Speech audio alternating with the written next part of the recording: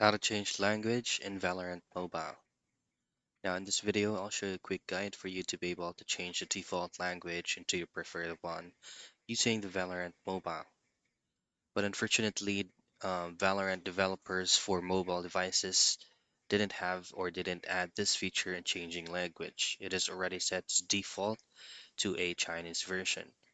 Even if you change it into a different language using the system language of your device, it will not be adjusted. But what you want to do is to open up your Google Play Store and then from the search box, simply type in on-screen translator. And this is actually your alternative way of changing the language. You can choose your preferred translator that you can actually float up on the screen even if you're in game. What you can try on your end is to use the instant translate on screen.